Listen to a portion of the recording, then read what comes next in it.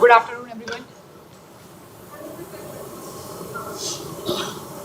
Convergence theory.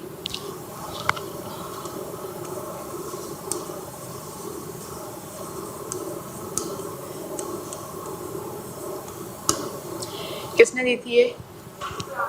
Clark ने दी थी।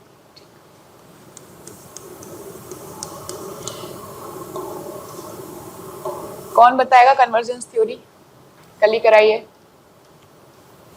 Doubt एक ही का है तो इसका मतलब बाकी सबको क्लियर हो गया। बताओ।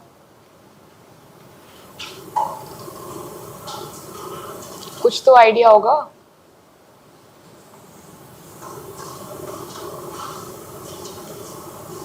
क्या होता है कन्वर्जेंस थ्योरी?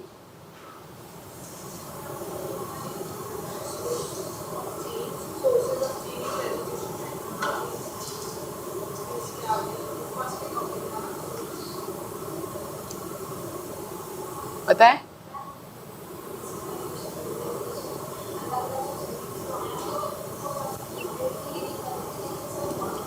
यस।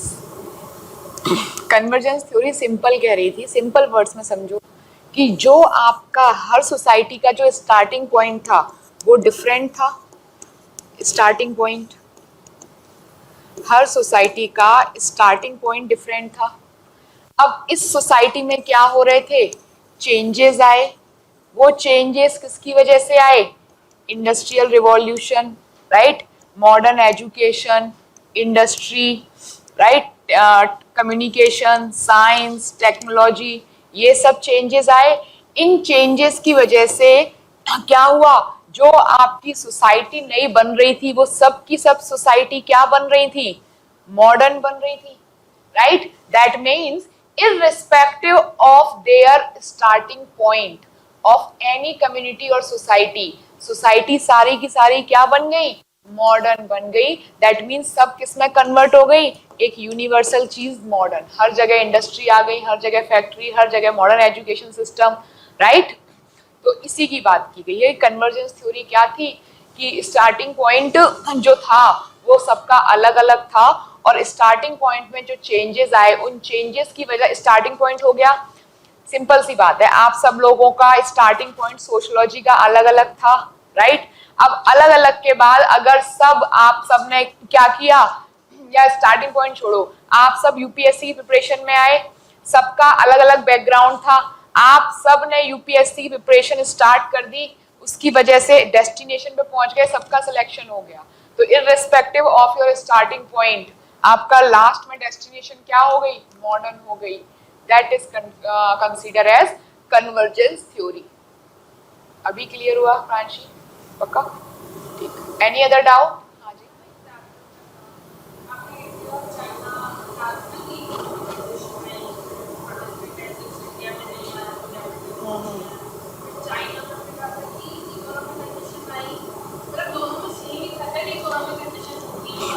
ये आप प्रोटेस्टेंट एथिक्स और स्पिरिट ऑफ कैपिटलिज्म की बात कर रहे हो। देखो, Protestant ethics and spirit of capitalism, यहाँ पे क्या हुआ बेसिकली?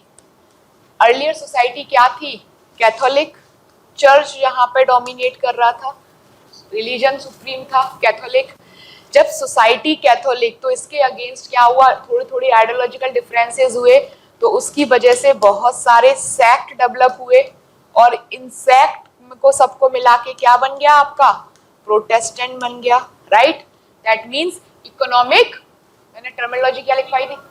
यस, इकोनॉमिक कंडीशन और इकोनॉमिक डेवलपमेंट नहीं था, कंडीशन था। इकोनॉमिक कंडीशन क्रिएट हुई तो एक प्रोटेस्टेंट बन गया। अब प्रोटेस्टेंट बन गया तो अलग, मतलब रिलीजन यहाँ पर डाउन हो गया और साइंस यहाँ पे थोड़ा सा सुप्रीम होने लगी। तो उसकी वजह से साइंस सुप्रीम होने लगी तो हर चीज के पीछे लॉजिक आने लगा। जब हर चीज के पीछे लॉजिक आने लगा तो सोसाइटी में क्या हो गया? कैपिटलिज्म क्रिएट हो गया, प्रॉफिट एट एनी कॉस्ट। अब मैंने आपको एग्जांपल दिया इंडिया और चाइना, कि इंडिया और चाइना में भी क्या था? कैथोलिक था, इकोनॉमिक कंडीशन बनी, लेकिन जो यूरोपियन कंट्रीज में आपका कैपिटलिज्म आया था वो इंडिया और चाइना में नहीं आया था। यही पूछ रहे हो ना? हाँ, वो इंडिया और चाइना में नहीं आया था। क्यों? द रीजन, हाँ, sorry, yes, the reason behind that कि इंडिया और चाइना में इकोनॉमिक कंडीशन तो बनी, लेकिन वो उस लेवल की इकोनॉमिक कंडीशन नहीं बनी, क्योंकि as compare to European society, India और चाइना सोसाइटी जो थी, दे आर मोर रिलीजियस, उनमें रिलीजियस सेंटिमेंट्स अभी भी बरकरार थे, कि जब वहां पर कैपिटलिज्म ये नहीं आया कि अपने धर्म को हटा के प्रॉफिट एट एनी कॉस्ट और मैक्सिमम प्रॉफिट, वहां पे क्या चल रहा था, रिलीजन की इंपॉर्टेंस थी वहां पर, इसीलिए प्रॉपर तरीके से वहां पे कैपिटलिज्म नहीं आया जो यूरोपियन कंट्रीज में था। यहां प्रोटेस्टेंट में क्या हुआ, यूरोपियन कंट्रीज में रिलीजन की वैल्यू पूरी खत्म कर दी गई, लेकिन इंडिया और चाइना के केस में यहां पर पूरी तरीके से खत्म नहीं हुई थी, इसीलिए प्रॉपर पूरी तरीके से यहां पर क्या नहीं था, कैपिटलिज्म नहीं आया था। अभी क्लियर? ठीक। Any other doubt? पक्का क्लियर ना? ठीक। Any other doubt? Any question, any doubt? Tanu? नहीं? स्टार्ट करें।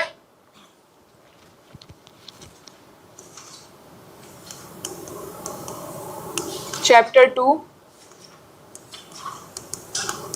Sociology as science.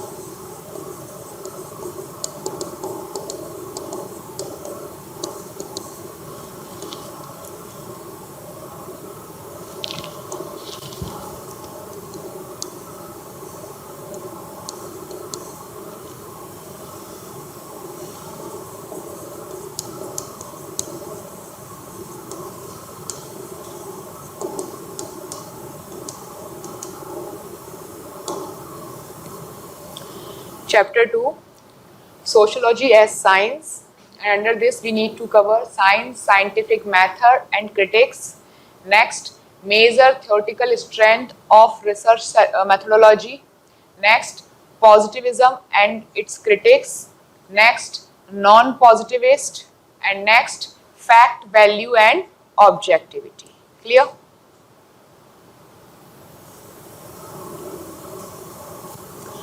So, first we will start measure theoretical strength of research methodology. ठीक है, जनरल एक ओवरव्यू अपन लें पहले। होता क्या है समझो, कोई भी अगर एक फैक्ट है, क्या वो फैक्ट अकेला अपने आप में कोई चीज डिफाइन कर सकता है? कोई भी अगर एक फैक्ट है, क्या उस फैक्ट का कोई सेंस होगा? ये बताओ। क्या वो फैक्ट अपने आप में कोई इंटरप्रिटेशन दे सकता है? यस और नो? नहीं दे सकता। हर फैक्ट के साथ एक इंटरप्रिटेशन लगाई जाती है, और उस इंटरप्रिटेशन के बाद फैक्ट क्या हो जाता है? कन्वर्ट हो जाता है किसमें? एक एनालिसिस में। यस, तो सोशियोलॉजिस्ट क्या करते हैं? सोशियोलॉजिस्ट फैक्ट के साथ अपना स्पेसिफिकेशन और अपना ऑब्जर्वेशन करते हैं। अपना ऑब्जर्वेशन देते हैं उस फैक्ट को, और उस फैक्ट को अपना ऑब्जर्वेशन दे देते हैं, तो फिर क्या बन जाती है आपकी थ्योरी बन जाती है। यही तो होता है। क्या कोई भी फैक्ट अपने आप में एनालिसिस होता है, स्पेसिफिक डेटा प्रोवाइड किया जाता है? नहीं।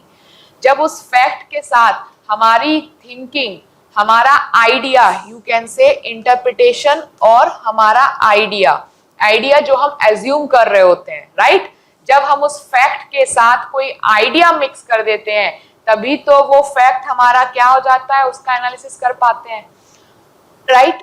तो उसी काम को सोशियोलॉजिस्ट कर रहे होते हैं। सोशियोलॉजिस्ट के पास फैक्ट होता है, अब उस फैक्ट को वो क्या कर रहे हैं, ऑब्जर्व कर रहे हैं, अपना ऑब्जर्वेशन दे रहे हैं उस फैक्ट को, और जब उस फैक्ट को ऑब्जर्वेशन मिलती है तो वो एक थ्योरी में कन्वर्ट हो जाती है, राइट। इसके लिए क्या करते हैं, ये डिफरेंट मेथड्स यूज करते हैं। इन डिफरेंट मेथड्स को ही बोला गया है major theoretical strand of research methodology, right.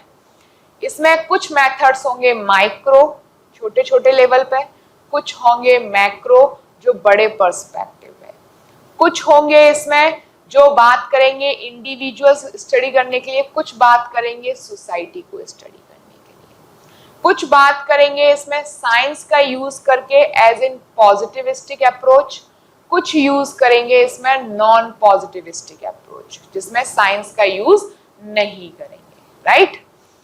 तो हम देखते हैं वन बाय वन, लास्ट में हम इसका एक चार्ट बनाएंगे, ठीक है। सबसे पहले हम एक देखें major theoretical strand. Major theoretical strand में आपने स्टडी की थी सब क्या, आपने एक अप्रोच स्टडी की, दैट इज फंक्शनलिज्म। की के नहीं की, ये बताओ पहले तो। की थी। फंक्शनलिस्ट क्या बात करते हैं, फंक्शनलिस्ट सिंपल कहते हैं कि जो आपकी सोसाइटी है that is a whole unit, yes.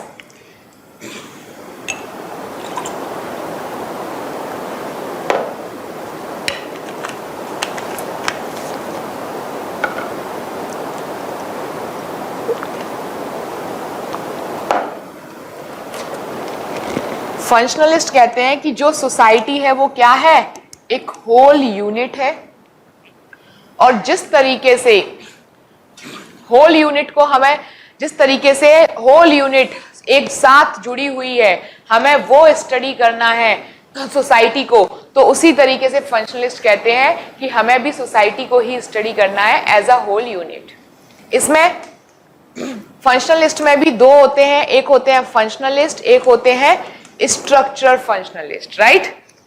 Functionalist की बात करूं तो फंक्शनलिस्ट में कौन आ गए पहले, हमने एमिल डुर्कहाइम।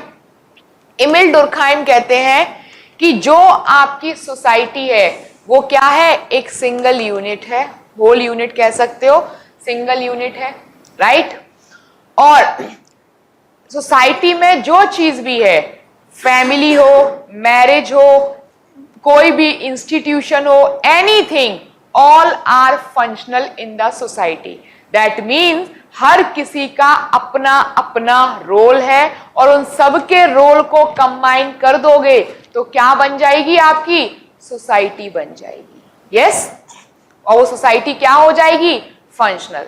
ये किससे इन्फ्लुएंस होते हैं, किसकी theory, Herbert Spencer. Herbert Spencer की जो थ्योरी थी, हर्बर्ट स्पेंसर की थ्योरी थी ऑर्गेनिज्म, राइट। तो जब ये स्टडी कर रहे थे ऑर्गेनिज्म, इन्होंने देखा, ये स्टडी कर रहे थे कि जिस तरीके से बॉडी की स्टडी की थी इन्होंने, राइट। इन्होंने देखा जिस तरीके से हमारी जो बॉडी है, उस बॉडी में बहुत सारे डिफरेंट पार्ट हैं, हार्ट, लिवर, किडनी, यस। हर किसी पार्ट का क्या डिफरेंट फंक्शन है, एक अलग अलग मेजर रोल प्ले कर रहे हैं। मैं डार्विन ये बता रही हूँ, हर्बर्ट स्पेंसर, हर कोई अपना अलग अलग रोल प्ले कर रहा है। हार्ट ऑक्सीजन का काम कर रहा है, ऑक्सीजन ट्रांसफर करने का। सिमिलरली लिवर का काम कुछ और है, किडनी का काम कुछ और है, राइट। तो हर बॉडी के हर ऑर्गन का एक अलग अलग काम है, राइट। और बॉडी काम कब कर रही है? जब वो सारे ऑर्गन फंक्शनल है तभी बॉडी काम कर रही है। अगर इनमें से एक भी ऑर्गन का कोई काम ढंग से ना करे, एक भी ऑर्गन अगर माल फंक्शन हो जाए, तो क्या बॉडी काम कर पाएगी प्रॉपर तरीके से? नहीं। तो ये कह रहे थे हर्बर्ट स्पेंसर कि बहुत सारे ऑर्गन है, हर ऑर्गन का अपना अपना काम है, और सारे ऑर्गन जब यूनिटी में मिलके एक साथ काम कर रहे होते हैं तो बॉडी वर्क करती है। उसी तरीके से सोसाइटी वर्क करती है। सोसाइटी में बहुत सारे इंस्टीट्यूशन है, ऑर्गन की जगह क्या आ गए? बहुत सारे institution, family, marriage, kingship, right, hospital, education, caste system, patriarchy, ये सब है। ये सब सोसाइटी में क्या कर रहे हैं? इन सब का अपना अपना रोल है। अगर इनको सोसाइटी में इनमें से कोई भी अगर अपना रोल प्रॉपर तरीके से नहीं करेगा तो क्या सोसाइटी काम कर पाएगी? नहीं। सोसाइटी एग्जिस्ट कर पाएगी? एग्जिस्ट नहीं। तो ये वही बोल रहे थे कि एमिल डुर्कहाइम कह रहे थे कि जिस तरीके से बॉडी का अलग अलग फंक्शन, अलग अलग पार्ट काम करता है, उसी तरीके से सोसाइटी के अलग अलग इंस्टीट्यूशन है, उन सबको कंबाइन रह के वो काम करते हैं। और अगर वो कंबाइन नहीं रहेंगे, होल यूनिफाइड सोसाइटी नहीं रहेगी, तो सोसाइटी वर्क नहीं कर पाएगी। तो इसलिए ये दोनों किस पे काम कर रहे थे कि सोसाइटी, ये कह रहे थे बॉडी इज फंक्शनल, सेम वो कह रहे थे सोसाइटी इज फंक्शनल, राइट? ठीक है, यहां तक क्लियर?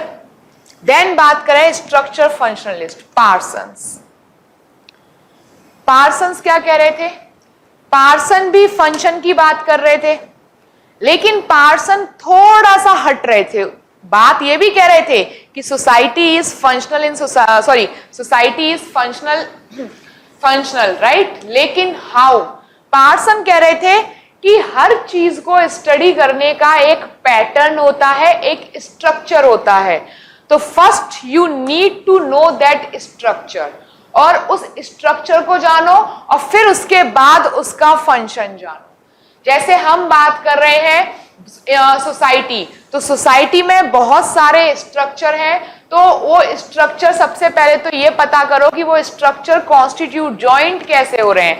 आपने बोला suppose for example family, right? आपने बोला family is an institution which is functional in the society. Now the question is कि फैमिली आप स्टडी कर रहे हो, आपने बोल दिया it is functional in the society. पहले तो ये पता करो कि फैमिली कॉन्स्टिट्यूट कैसे हो रही है, बन कैसे रही है, तब तो उसका फंक्शन देखोगे। दैट मीन्स फैमिली का स्ट्रक्चर क्या है, बन रही है का मतलब स्ट्रक्चर हो गया, पैटर्न क्या है वो देखो, तब तो उसको स्टडी करो। अब जब फैमिली में कौन होता है? फादर, मदर, चिल्ड्रन, ये सब है। अब इन सब का फंक्शन क्या है उसे स्टडी करो, try to understand. Mother, father, parents, children सब है, सब एक स्ट्रक्चर है। अब इनका अपना अपना फंक्शन क्या है वो देखो, और तब इसको कंबाइन करके क्या बन रहा है आपका? पार्सन की स्टडी कि क्या बन रहा है? एक सिस्टम बन रहा है, स्ट्रक्चर बन रहा है, सोशल स्ट्रक्चर। उस स्ट्रक्चर को तो सबसे पहले हाउ स्ट्रक्चर कॉन्स्टिट्यूट, स्ट्रक्चर बन कैसे रहा है, और स्ट्रक्चर बनने के बाद अब वो स्ट्रक्चर परफॉर्म यानी फंक्शन कैसे कर रहा है, तब जाके आपका क्या बन रहा है? Structure functionalism. Clear? For example, another example, मैं यहां से बात करूं आपसे एजुकेशन इंस्टीट्यूशन, विजन आईएएस। चलो बताओ, विजन आईएएस का स्ट्रक्चर फंक्शनलिस्ट थ्योरी कैसे अप्लाई करोगे? टेल मी, कैसे? हाउ? वही तो पूछ रही हूं। ओके, तो बेसिकली विजन आईएएस में कई सारे स्ट्रक्चर हो गए कि स्ट्रक्चर बन कैसे रहा है। एडमिशन हो रहे हैं, स्टूडेंट्स हो रहे हैं, देन उनके बाद आपके टीचर्स हैं, फैकल्टी है, मैनेजमेंट है, बहुत सारी चीजें। हर किसी का अपना अपना अब फंक्शन है। उसके बाद क्या हो गया? और एवरीथिंग इज फंक्शनल, तभी तो ये विजन आईएएस चल पा रहा है। तो everything is functional in this vision IAS, सबको कंबाइन करके एक यूनिफाइड सिस्टम बन गया, that is your vision IAS. Yes, तो स्ट्रक्चर फंक्शनलिस्ट, ठीक है,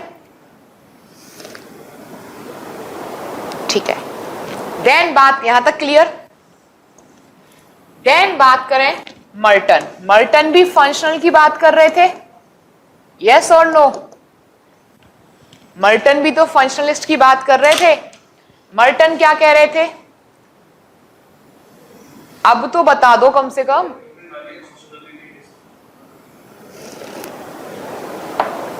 मर्टन कह रहे थे कि सोसाइटी में जरूरी नहीं है, सोसाइटी में फंक्शन तो है ही, it's very true.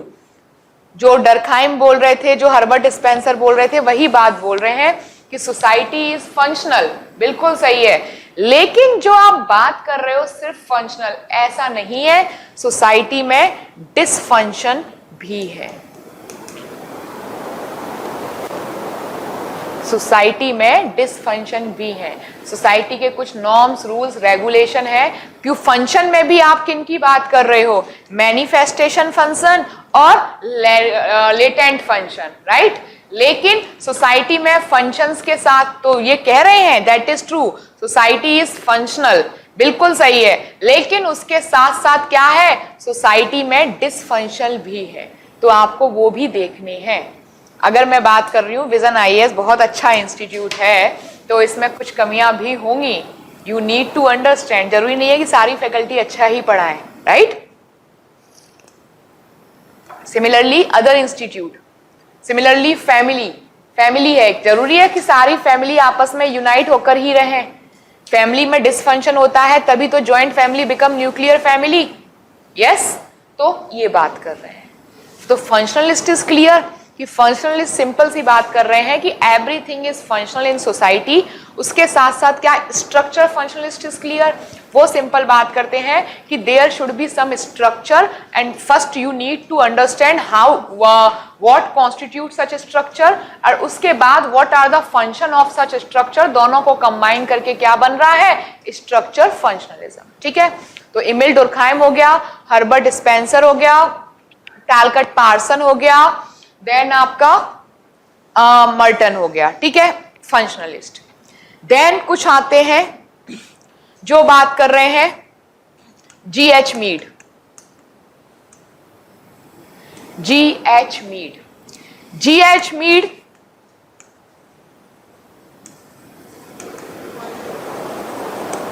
Has given the concept of symbolic interaction, और इस जो ये अप्रोच यूज करते हैं वो बन जाती है सिंबॉलिक इंटरेक्शनिज्म,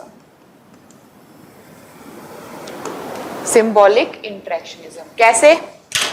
देखो सिंपल सी चीज कहते हैं G H Mead, G H Mead simple सी एक बात कह रहे हैं कि जो आप सोसाइटी में, दैट मींस ह्यूमन एक्शन और ह्यूमन इंटरेक्शन, और या ह्यूमन हटा दो, interaction can not be possible without the use of symbols. Simple सी लाइन याद रखना, interaction can not be possible without the use of symbol. अगर आप सिंबल यूज नहीं कर रहे हो तो उसके बिना इंटरेक्शन पॉसिबल नहीं है। These are the symbols on the basis of that you are different from animal. Yes, ये सिंबल्स ही है जो ह्यूमन को एनिमल से डिफरेंट बनाते हैं। अगर ये सिंबल्स ना हो तो क्या आप बता पाओगे that you are talking to your mother or you are talking to your wife or you are talking to your sister? When you are saying I love you, the way, the gesture, the symbol you are using with respect to your mother is completely different with respect to your wife, is completely different with respect to your sister. So it is a symbol जो differentiate कर रहा है आपके interaction को, right? अगर मेरा symbol, मैं आपको समझा रही हूं, अगर ये समझाते टाइम अगर मैं आपको मैं गुस्सा कर रही हूं और आई एम लाफिंग, समझ नहीं आता है आपको, तो क्या मेरा सिंबल, मेरा जेस्चर और मेरा एक्शन दोनों आप कंफ्यूज हो जाओगे कि मैडम हंस रही है लेकिन गुस्सा कर रही है, तो मैडम हंस रही है कि गुस्सा कर रही है? यस और no? If I am crime और मैं आपको जोक सुना रही हूं, आप कंफ्यूज हो जाओगे कि मैडम जोक सुना रही है लेकिन रो क्यों रही है? यस और नो? सो क्या हंस रहे हो? देखो, तो कहने का मतलब ये है कि क्या सिंबल्स, बिना सिंबल्स के आप ह्यूमन एक्शन को स्टडी कर सकते हो? Not possible. तो ह्यूमन को जो डिफरेंट बनाता है वो क्या है? आपका सिंबल्स ही है जो ह्यूमन को डिफरेंट बना रहे हैं। ठीक है, कोई भी रिलेशनशिप एंड ऑल सब में सिंबल्स बहुत इंपॉर्टेंट है। इसको समझने के लिए there are some more few concept with respect to symbolic interactionism. The first is meaningful symbols, the second is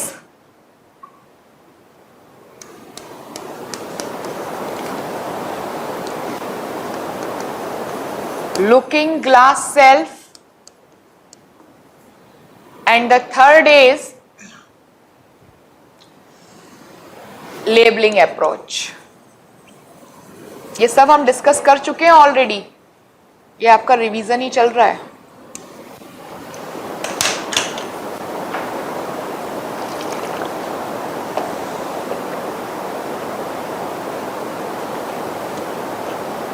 right? समझो, meaningful symbol approach. Meaningful symbol approach can be sound, can be colour, can be gesture, can be anything, can be language, कुछ भी हो सकता है, but that can B meaningful. For example, colour की बात करूं तो कलर की बात में यूजुअली आप देखना, जब फ्यूनरल पे सब लोग, क्या आप एकदम क्या ब्राइट कलर्स पहन के जाते हो फ्यूनरल पे? Usually prefer white colour. Yes, yes और नो? कलर मेंशन कर रहा है। या आप किसी की उसमें जा रहे हो, शादी वादी में जाते हो, तो आप क्या प्रेफर करते हो? ब्राइट शाइनी कपड़े प्रेफर करते हो। यस, फ्यूनरल पे साउंड फ्यूनरल पे भी होता है और साउंड शादी पे भी होता है। फ्यूनरल पे भी है और शादी पे भी है। शादी में जो बैंड वाला होता है वो कैसा साउंड बजाता है सबको पता है, और फ्यूनरल पे जो होता है वो कैसा साउंड होता है? यस और नो? दोनों साउंड में डिफरेंस है। सामने से अगर कुछ निकल रहा है, आप ब्लाइंड फोल्ड हो, तो क्या आप साउंड के बेसिस पे बता सकते हो कि बारात निकल रही है या किसी की अर्थी निकल रही है? Yes, that means these are the meaningful symbol. तो मीनिंगफुल सिंबल भी एक फैक्टर है किसका? जिससे इंटरेक्शन होता है। लैंग्वेज भी एक फैक्टर है। आप लैंग्वेज किसी को बात कर रहे हो, बात करते करते मैं जैसे मैं आपको पढ़ा रही हूं, मेरे हाथों के कुछ चीजें हो सकता है मेरे वैसे समझना है, लेकिन मेरे जेस्चर से समझ जाते हो। यस, सिमिलरली कोई आपको हार्श लैंग्वेज में गाली दे रहा हो या गाली दे रहा हो तो आप उसके जेस्चर से समझ जाते हो। यस, तो ये सब क्या है? Meaningful symbol. कलर भी मैटर कर रहा है, लैंग्वेज भी मैटर कर रहा है, हर चीज मैटर कर रही है। तो मीनिंगफुल सिंबल्स होते हैं, उनसे भी इंटरेक्शन किया जाता है। फॉर अनदर एग्जाम्पल, बच्चे, आपको क्या लगता है, आप जब 2-3 साल के बच्चे से इंटरेक्शन कर रहे होते हो तो वो आपको सुन रहा होता है क्या? सुन रहा होता है? पता नहीं, वो नहीं सुन रहा होता आपको, लेकिन वो आप जब हंस रहे होते हो तो वो भी हंस रहा होता है। आप जब उसको देखना, बच्चा थोड़ा बड़ा हो जाता है, आप उसको पंच मारने की कोशिश करोगे तो बच्चा भी ऐसे ही एक्ट कर रहा है। उसको समझ नहीं आ रहा what is right, what is wrong, what you are saying, कुछ भी नहीं, बट वो आपके जेस्चर के अकॉर्डिंग एक्ट कर रहा है। राइट? आप रोने लगोगे तो बच्चा रोने लगता है ना? आप खुद को थप्पड़ मारोगे तो बच्चा मारने लगता है। ये सब क्या है? ये सब आपके मीनिंगफुल सिंबल्स है। Right? Another example, meaningful symbols. आपने किसी को बताया दिस, आप कोई एग्जाम देने जा रहा है, आप उसको बोल रहे हो, या कुछ भी अच्छा काम करने जा रहा है तो आप उसको थंब दिखा रहे हो, बोल नहीं रहे हो। What is the meaning of it? Sorry, all the best. Right? अगर आपका राइवल है आगे सामने और आप उसको थंब दिखा रहे हो तो उसका मतलब क्या है? समझ आया? So the different the gesture, जरूरी नहीं है कि हर चीज में वर्ड का यूज किया जाए, जेस्चर भी एक इंपॉर्टेंट फैक्टर है। अनदर थिंग, मैंने आपको बताया, अब मैं आप सबसे बात कर रही हूं, आप सबकी आई ब्लिंक कर रही है, इट इज नेचुरल सिंबल। अब अगर यहीं पे कोई जानबूझ के ब्लिंक ना करते हुए विंक करना स्टार्ट कर देगा तो वो एक डिफरेंट मीनिंग निकलेगा कि नहीं निकलेगा? यस, तो वो किससे पता चल रहा है? Meaningful interaction. दैट मीन्स कहीं ना कहीं एक इंटरेक्शन किसके बेसिस पे हो रहा है? सिंबल्स के बेसिस पे हो रहा है। यही वो सिंबल्स है, सिग्निफिकेंट सिंबल्स, जो क्या कर रहे हैं? ह्यूमन को एनिमल से डिफरेंट और सेपरेट बनाते हैं। Is it clear? ठीक। Next is looking glass self. Looking glass self. Looking glass self. Looking glass self का मतलब हो गया, आप अपने आप को मिरर में जब देखते हो तो आप अपने आप को नहीं देख रहे हो, आप सोसाइटी आपको कैसे देखती है, आप उस तरीके से खुद को देखना पसंद कर रहे हो। लुकिंग ग्लास सेल्फ, कि when you are seeing yourself in the mirror, you are not assuming that this is you are seeing yourself from the perspective of the society. Society के पर्सपेक्टिव से आप खुद को देख रहे हो, that is your looking glass self. आपके according तो आप घर से बाहर पजामा टी शर्ट में भी जा सकते हो, लेकिन या कोई मिल गया तो क्या सोचेगा? होता है कि नहीं होता? तो मतलब अपने पर्सपेक्टिव से नहीं, आप सोसाइटी पर्सपेक्टिव से देख रहे हो, that is your looking glass self. Clear? Harsh समझ आ रहा है? Harsh is my old student, last batch. तो हर्ष को ये यूनिट समझ नहीं आई थी। एडवांटेज देख रहे हो क्लास लेने का offline. Clear? Then next is labelling approach. Labelling approach we have discussed. Labelling approach में अपन ने क्या किया था? ये भी एक तरीके का इंटरेक्शन है। मैं बार बार बोलूं, Pranshi you will become an IAS one day, तो प्रांशी को क्या मिलेगी? प्रांशी को मोटिवेशन मिलेगी कि नहीं मिलेगी? आगे बैठोगे तो बार बार नाम आएगा। प्रांशी को मोटिवेशन मिलेगी कि नहीं, मैडम ने बोला है, राइट? अब यहीं पे कोई प्रांशी के फ्रेंड बोल रहे हैं, Pranshi you should B model, कहाँ तुम IAS वगैरह में फंस रहे हो। कोई कह रहा है, कहाँ प्रांशी तुम इधर कर रहे हो, you should join politics, you one day you will become an a good politician like Atishi, right? तो कहने का मतलब ये है कि हर किसी ने प्रांशी को डिफरेंट लेवल कर दिया, तो प्रांशी देखना हर किसी के साथ उसी तरीके से बिहेव करना स्टार्ट हो जाता है प्रांशी का। नहीं, not only Pranshi but in general language, कि अगर आप किसी को पर्टिकुलर जगह पर्टिकुलर उससे लेवल कर दो सिंबल से, तो देखना इंसान उसी तरह एक्ट करना स्टार्ट कर देगा। जैसे मैंने चिन्मय को बार बार टोका है, चिन्मय क्लास में ऐसा रहता है जैसे बहुत ही रिलैक्स क्लास, जब मन किया चिन्मय ने मोबाइल ऑन कर लिया, जब मतलब मेरी क्लास चल रही होती है और चिन्मय अपनी रील स्क्रॉल करता रहता है, what ever it is, but जो भी क्या करते रहते हो मोबाइल में, साउंड मेरे तक आ जाता है, राइट? जो भी है मेरे तक साउंड। अब देखो चिन्मय बैठा हुआ है और घुमा रहा है, दिस इज अ क्लास। चिन्मय, मैं वही बोल रही हूँ, इतना रिलैक्स होके बैठा है कि अब चिन्मय, मैं बार बार कह रही हूँ, चिन्मय रिलैक्स होके बैठता है। अब उस चीज को उसने और लेवल कर लिया अपने आप को, कि मैडम तो बोल ही रही है तो अब वही रिलैक्स ही ठीक है। होता है कि नहीं होता? यस। जैसे मैं किसी को बोलूं कि तुम तो बहुत ढीठ हो, अब वो इंसान एक बार हुआ, दो बार हुआ, इंसान बोलता है रोज, अब तो मैं ढीठ मेरे को इतना बोल दिया है कि मैं अब ढीठ बन गया हूं। यस और नो? तो that is consider as labelling approach. जैसे मैं बोलूं, सोहेल जब भी क्लास में आता है, सोहेल बहुत सीरियस एक्ट करता है या नहीं पता नहीं, बट बहुत सीरियस एक्ट करता है और ऐसा लगता है कि सोहेल को सब कुछ समझ आ रहा है, राइट? तो देखना, ये मैंने सोहेल को एक बार लेबल किया, दो बार किया, तीसरी बार से सोहेल ऐसा ही एक्ट करना स्टार्ट कर देगा। क्लियर? तो that is your labelling approach. और इन सबका सेंस कहीं ना कहीं इंटरेक्शन में हो रहा है। यस और no? On the basis of that आप इंटरेक्शन कर रहे हो कि नहीं कर रहे हो? So that is nothing but a interactionism और इंटरेक्शनिस्ट पर्सपेक्टिव और अप्रोच। क्लियर यहां तक? नेक्स्ट बात करते हैं कन्फ्लिक्टिव।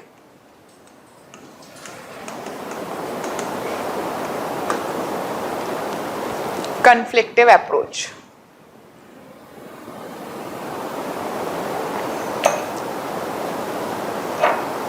Next is conflictive approach.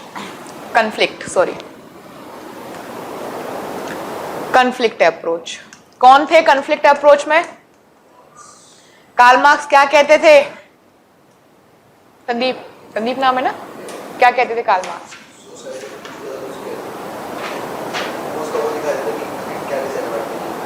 क्या डिसएडवांटेजेस हैं? डिसफंक्शंस देखते थे। नाम क्या है? कुंदन। हाँ,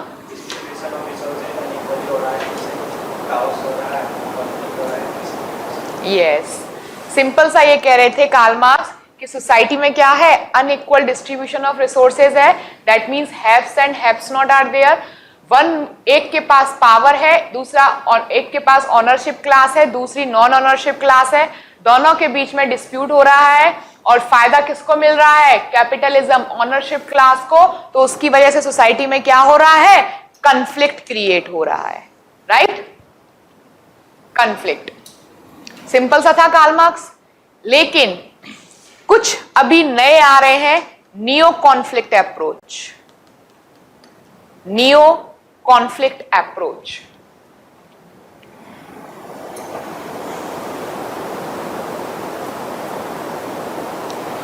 नियो कॉन्फ्लिक्ट अप्रोच क्या बात करेगी? सिंपल सी बात है, नियो कॉन्फ्लिक्ट अप्रोच, कॉन्फ्लिक्ट है, कॉन्फ्लिक्ट तो अपन पढ़ चुके हैं, नियो कॉन्फ्लिक्ट समझो। नियो कॉन्फ्लिक्ट सिंपल सी कहती है, कार्ल मार्क्स ने कहा वो बात तो बिल्कुल कह रहे थे, नियो कॉन्फ्लिक्ट अप्रोच है, हेडिंग डाल के लिखना है ना।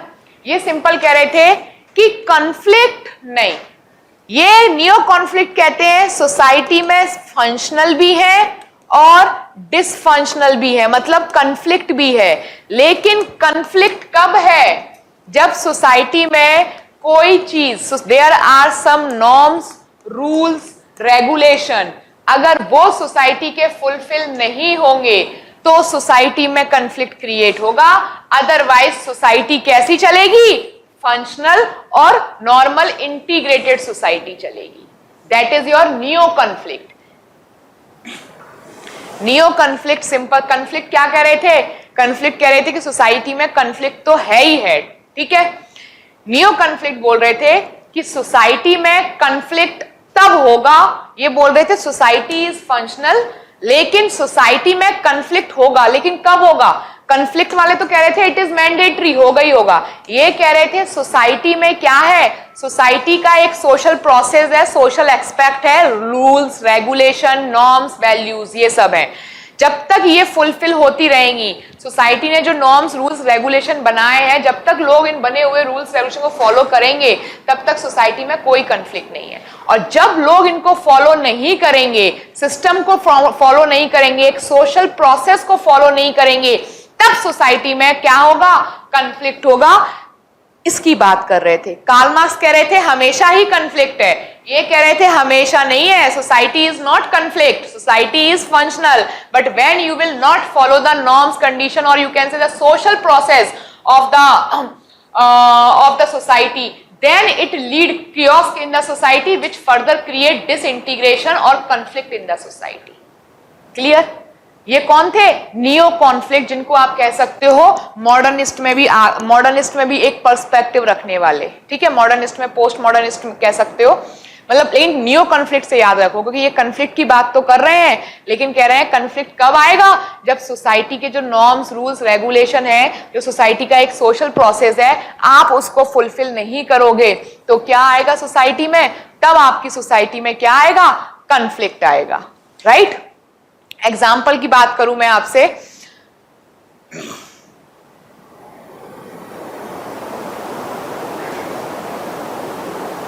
पहली चीज हो गई यहां पे।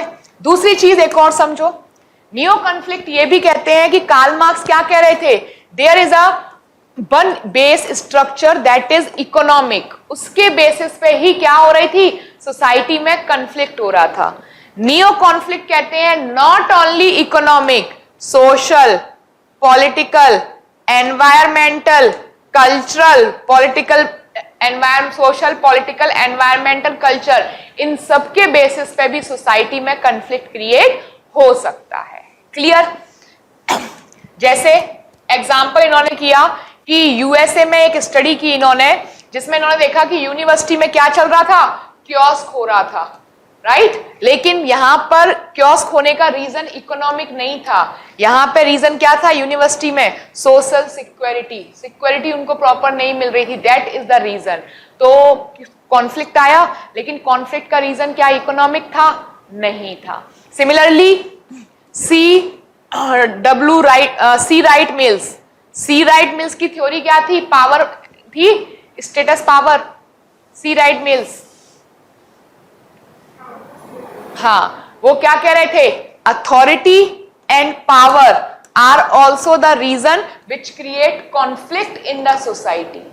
यस, सो जितने भी नियो कॉन्फ्लिक्ट हैं वो पहली बात तो कहते हैं, नियो कॉन्फ्लिक्ट नया पढ़ रहे हो ना, जियो कॉन्फ्लिक्ट है जो पहली बात तो कहते हैं कि सोसाइटी में चीजें फंक्शनल है, कॉन्फ्लिक्ट भी है, लेकिन कॉन्फ्लिक्ट कब क्रिएट होगा?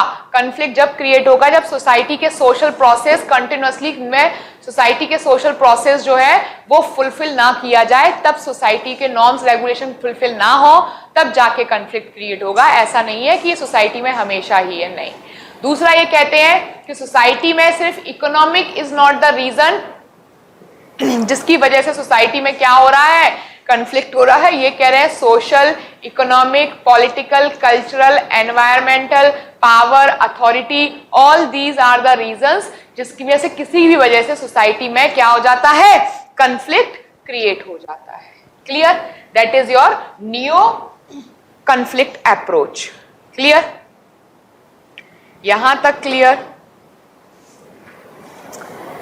देन बात करते हैं phenomenology.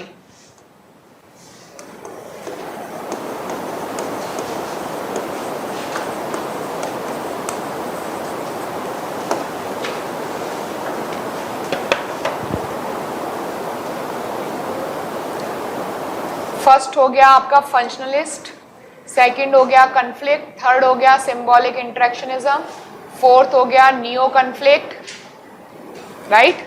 And the next is phenomenologist.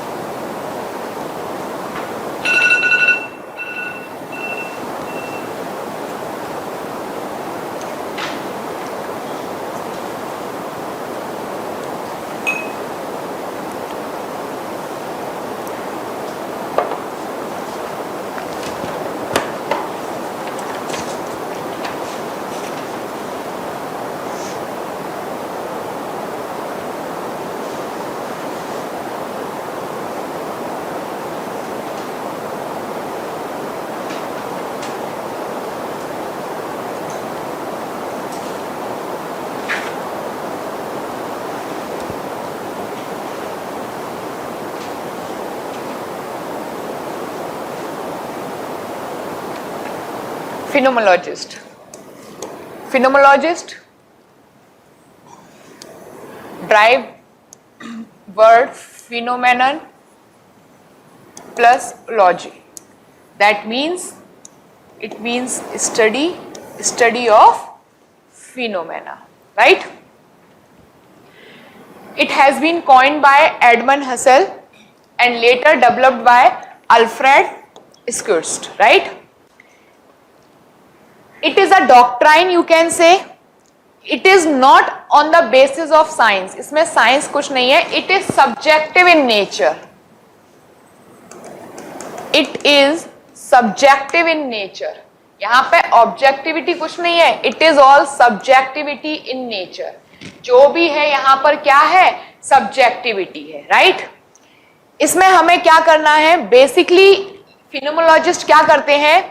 फिनोमेनोलॉजिस्ट study every phenomena. ये समझते हैं कि जो भी फिनोमेना है, एवरी फिनोमेना इज यूनिक.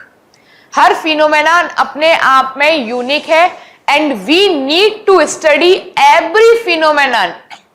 लेकिन किससे स्टडी करना है? जो पर्सन उसको एक्सपीरियंस कर रहा है उससे स्टडी करना है. सपोज किसी को यहां पे सोशियोलॉजी की क्लास स्टडी करनी है तो सोशलॉजी की क्लास स्टडी करने के लिए we all 8 are the members. अगर हम खुद स्टडी करेंगे तो हम समझ पाएंगे, बिकॉज हम इसमें अपना एक्सपीरियंस इन्वॉल्व है, राइट। लेकिन अब किसी बाहर वाले को बिठाल के बोलो कि भाई आप स्टडी करो सोशलॉजी की क्लास, क्या वो कर पाएगा? स्टडी तो कर लेगा, लेकिन वो उतनी रियलिटी तक नहीं पहुंच पाएगा जितनी रियलिटी तक आप लोग पहुंच सकते हो, right.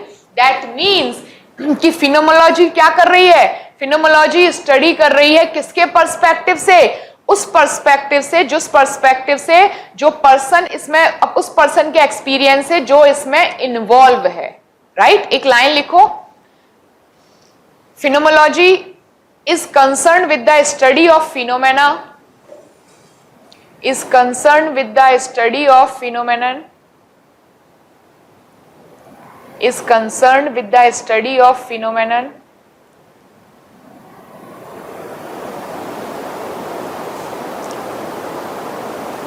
that arises from the experience of, that arises from the experience of person involved in the phenomena, that arises from the experiences of person involved in the phenomena.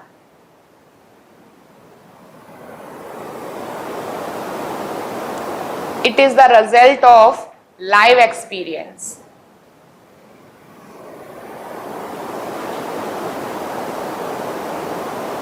Right,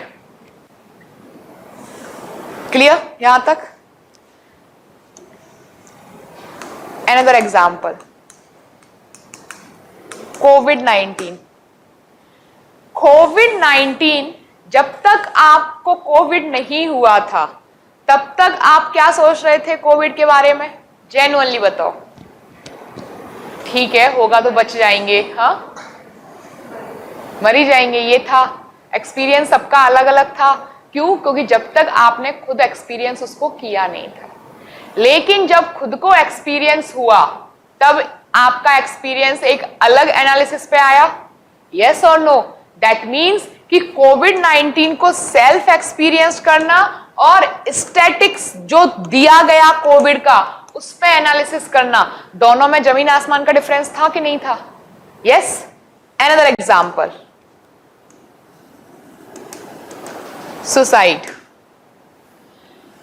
आपको suicide को study करना है। Suicide को study as in कि जब person suicide कर रहा होता है उसको क्या फील हो रहा है। इसमें बहुत सारी स्टडी थी, आपने वो स्टडी की।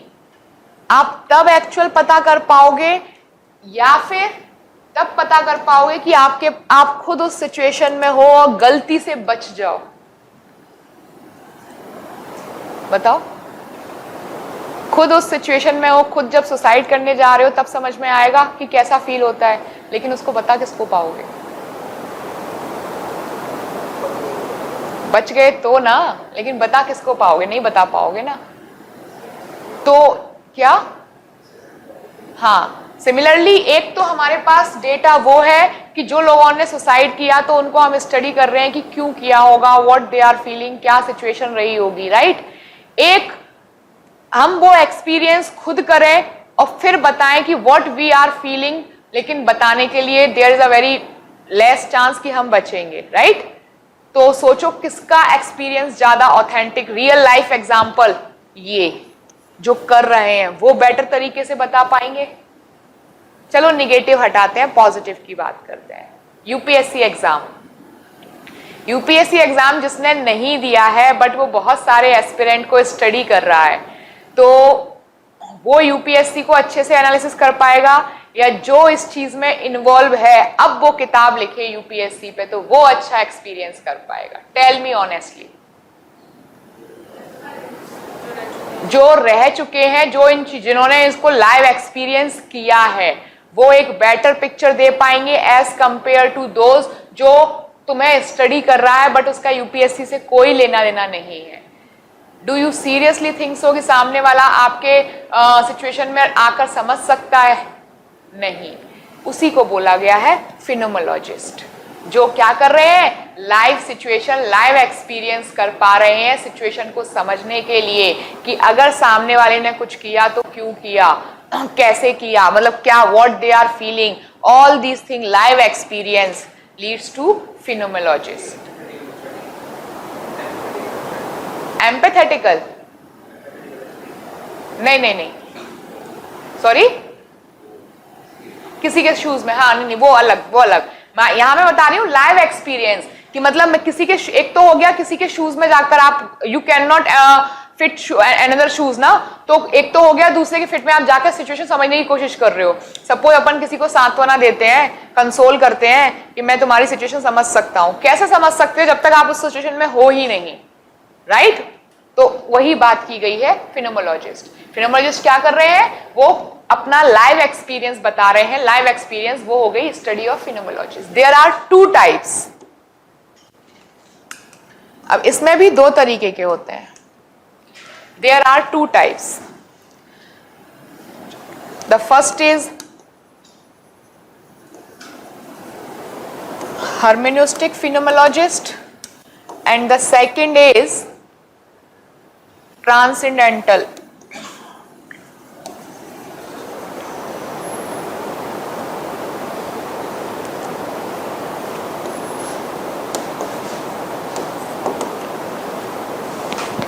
First is hermeneutic phenomenology, second is transcendental phenomenology.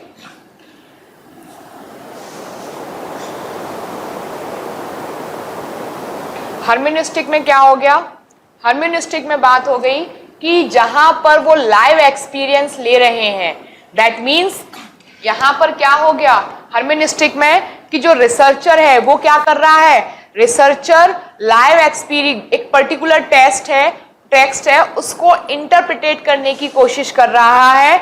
यहां पर रिसर्चर इंटरप्रिटेट करने की कोशिश कर रहा है हर्मेनिस्टिक में, to understand the particular situation, live experience. For example अभी रिसेंटली चल रहा है आपकी Hina Khan suffer from the cancer, yes. अब वो सफर कर रही है कैंसर से, तो वो डेली कुछ ना कुछ अपडेट करती रहती है टैग उस पे। अब उस चीज को स्टडी कर रहा है रिसर्चर कि जब उनको वो किया जा रहा है, ट्रीटमेंट किया जा रहा है, उस टाइम की स्टडी को कर रहे हैं उनके ब्लॉग और उनके थ्रू। तो ये सब क्या हो गया, लाइव एक्सपीरियंस को कैप्चर करके स्टडी कर रहे हैं।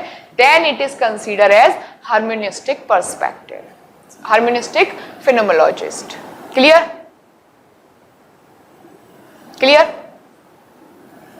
Then next is transcendental phenomenologist.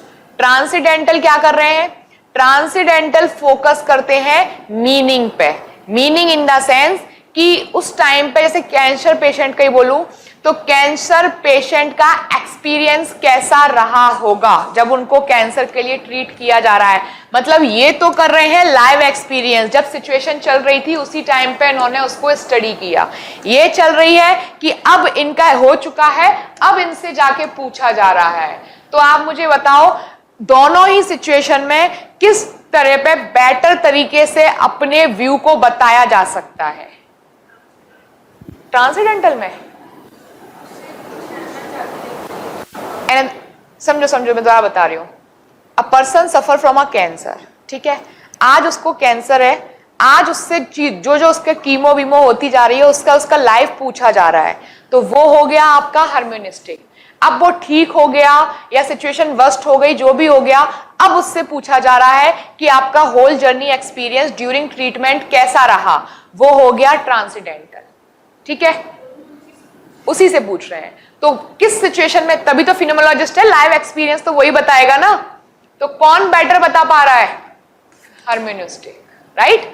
Just आपके एग्जांपल भी बता रही हूँ, बेटर पर कंपैरिजन नहीं करना है, बट मैं बता रही हूँ कि यहाँ पे तो जब वो सिचुएशन चल रही है उस टाइम पे डिस्कशन चल रहा है, और यहाँ पे सिचुएशन हो गई है फिर उससे उसका एक्सपीरियंस पूछा जा रहा है रिगार्डिंग योर कैंसर ट्रीटमेंट और एनीथिंग, तो वो हो गया आपका ट्रांसेंडेंटल फिनोमेनोलॉजिस्ट, राइट। तो फिनोमेनोलॉजिस्ट की अगर कैरेक्टरिस्टिक की बात करें या एडवांटेजेस की बात करें, तो फिनोमेनोलॉजिस्ट एक बेटर तरीका बता सकता, बेटर एक्सपीरियंस शेयर कर सकता है फॉर पर्टिकुलर सिचुएशन का। यस, फिनोमोलॉजिस्ट की जो सिचुएशन है दैट इज सब्जेक्टिव, क्योंकि उसके पास कोई प्रूफ करने के लिए चीजें नहीं है. That is completely non positivist approach. Yes, it is subjective in nature. Yes. और क्या हो सकता है फिनोमोलॉजिस्ट का? नहीं, एग्जाम्पल तो मैंने बता दिए. और क्या नेचर हो सकता है फिनोमोलॉजिस्ट का?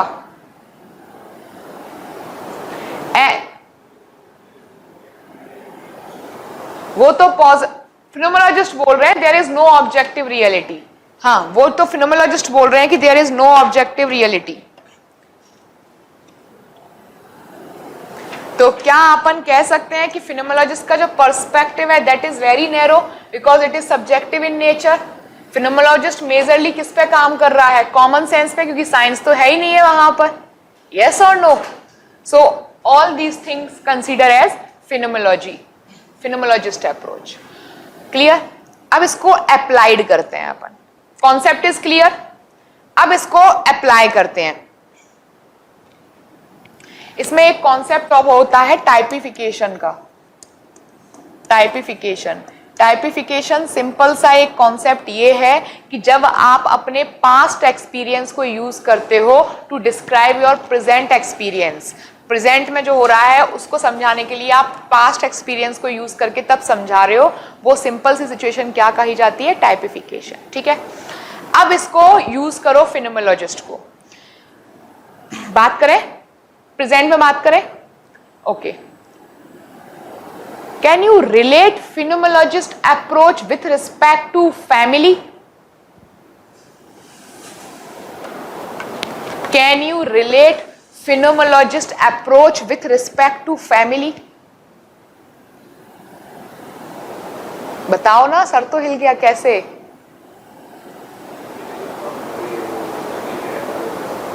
क्या?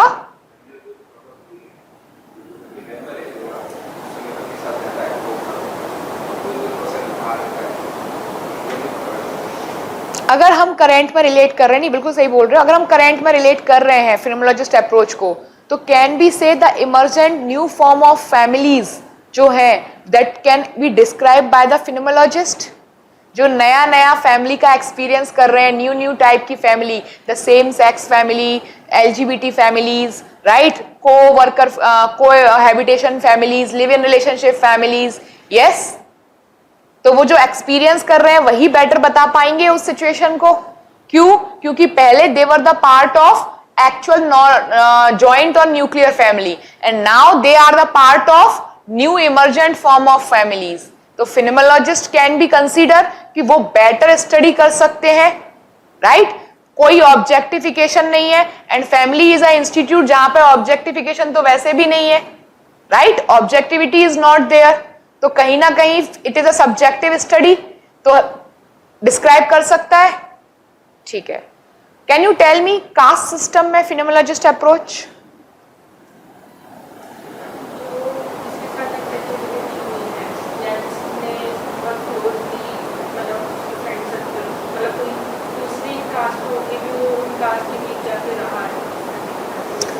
तो can be use phenomenologist approach in the caste system? Yes or no? Simple सी बात है, एक वर्ड में समझो. फिनोमोलॉजिस्ट अप्रोच वो हो गई कि व्हाट यू थिंक. सिंपल सी बात है, व्हाट यू थिंक. और थिंक कब करोगे? Live experience. जो आपने एक्सपीरियंस कर रखा है उसके बारे में आप क्या सोचते हो, that is consider as your phenomenologist approach. As simple as that. Clear हुआ हर्ष आपको? सबको क्लियर है? Okay. Clear. Then next is ethnomethodology.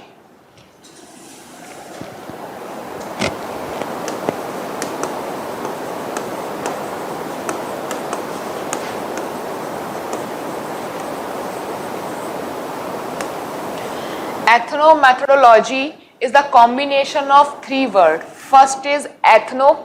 Ethno means particular socio-economic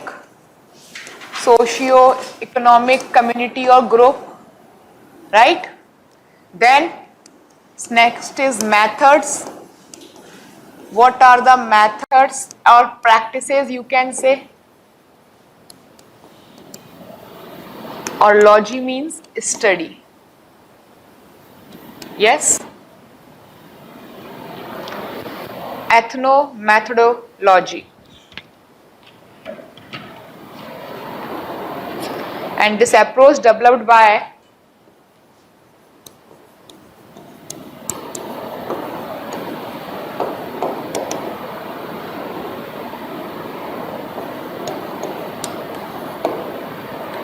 Harold Garfinkel.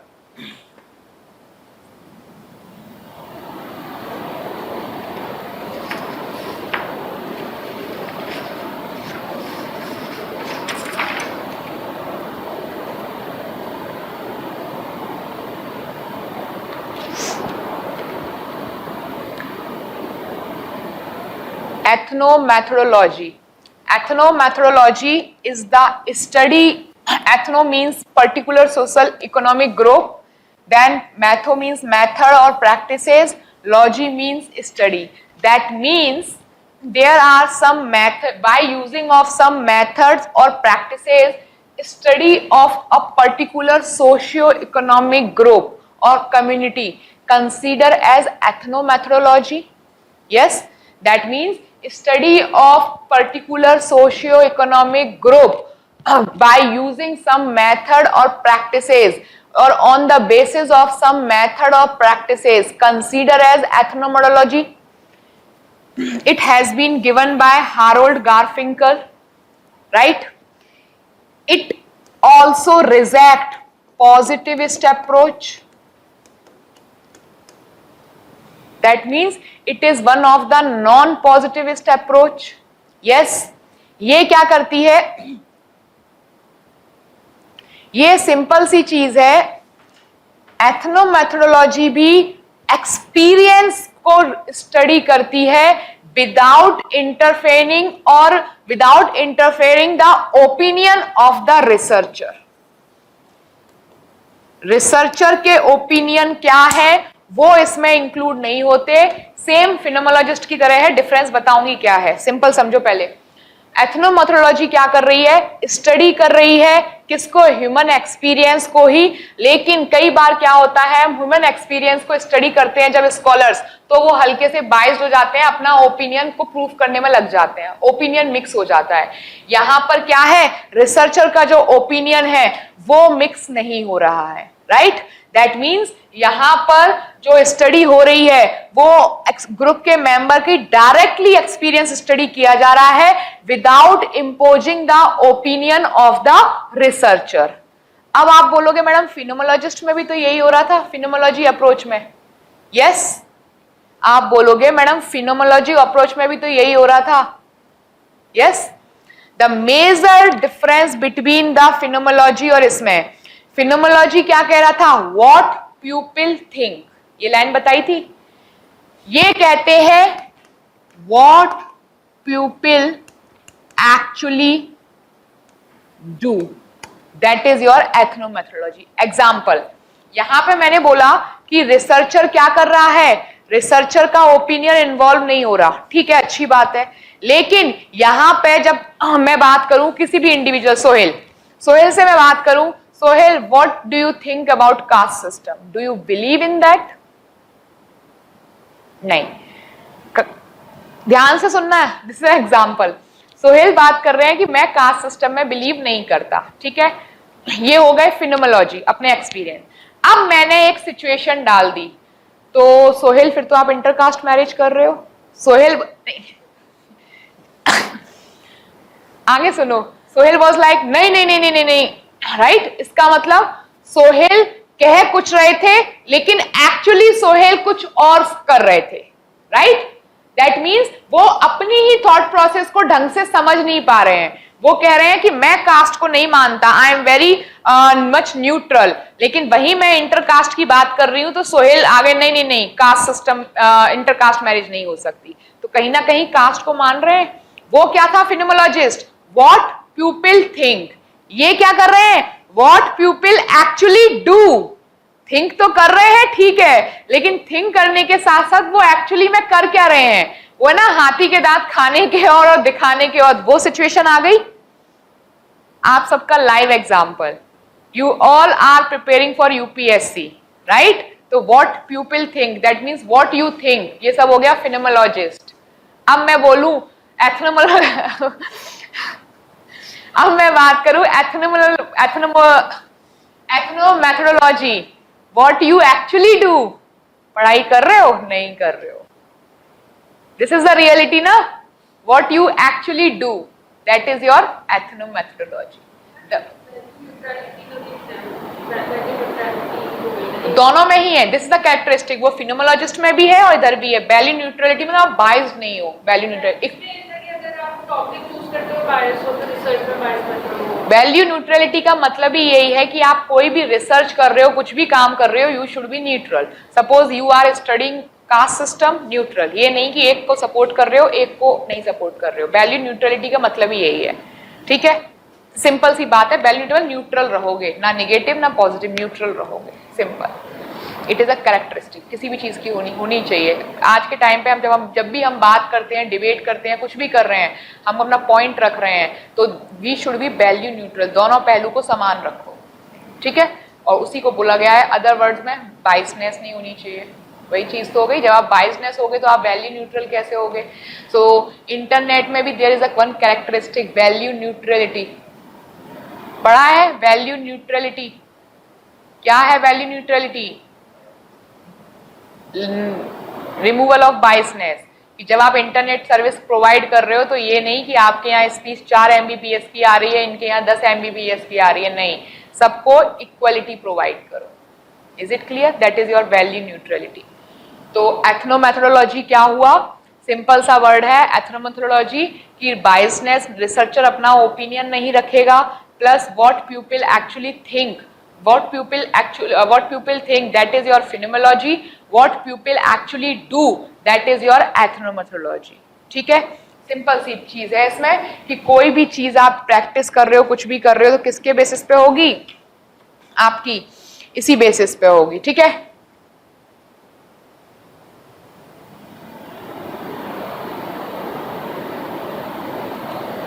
Another example, Sohail का लिया, एक और एग्जाम्पल लेते हैं। आपके घर में सब वैल्यू न्यूट्रल है कास्ट सिस्टम को लेके, ठीक है, लेकिन जब आप अपने घर वालों को बताओगे कि मैं इंटरकास्ट मैरिज करने वाली हूँ, एक्चुअल चीज तो तब सामने आती है कि नहीं आती? दैट मीन्स हमने एक पर्टिकुलर सिचुएशन में डाल दिया, तब रियलिटी उनकी सामने आएगी, राइट? तो वही चीज है, वही सेम एग्जाम्पल मैंने UPSC का दिया कि आप सब लोग बोल रहे हो पढ़ रहा हूँ, लेकिन जब मार्क्स सामने आते हैं तब रियलिटी सामने आती है। तो क्लियर हुआ फिनोमोलॉजी क्या बात कर रहा है, क्लियर हुआ एथनोमेथोडोलॉजी क्या बात कर रहा है। Is it clear?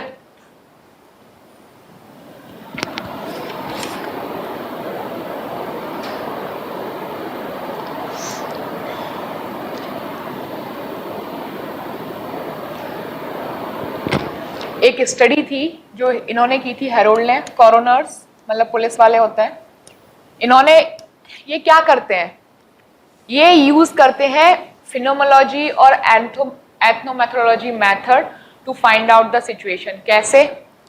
पुलिस वाले कौन ये हैं, इनको पता करना है कि पर्सन ने सुसाइड किया है या पर्सन का मर्डर हुआ है। कैसे? तुम आपने देखा होगा पुलिस वाले पता करते हैं कि ये सुसाइड है या मर्डर है, कैसे पता करते हैं?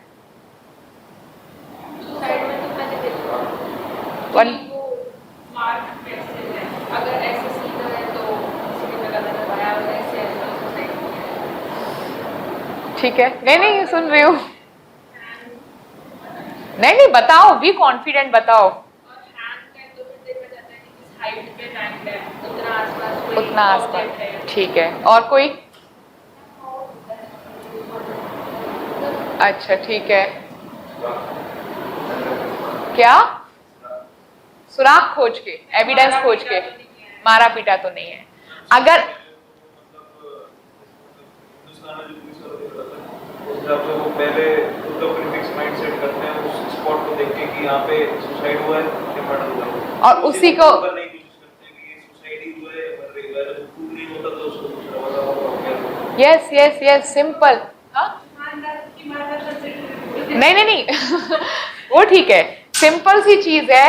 जब भी वो किसी केस को इन्वेस्टिगेट करने जाएंगे, सुसाइड और मर्डर को, वो ये मेजर देखते हैं फर्स्ट कि फोर्स था या नहीं था। Force in the sense get forcefully टूटा हुआ है कि नहीं है, सुसाइड के लिए हाथापाई हुई है कि नहीं, मतलब फोर्सफुली कोई एविडेंस, किसी जो एविडेंस मिल रहे हैं वो फोर्स के मिल रहे हैं या नॉर्मल मिल रहे हैं। अगर एविडेंस फोर्स के हैं तो वो क्या करेंगे, उसका उनका नजरिया उसको सॉल्व करने का क्या हो जाएगा कि भाई फोर्सफुली एविडेंस मिल रहे हैं फोर्स के, फोर्सफुल एंट्री के, तो ये क्या है, मर्डर है।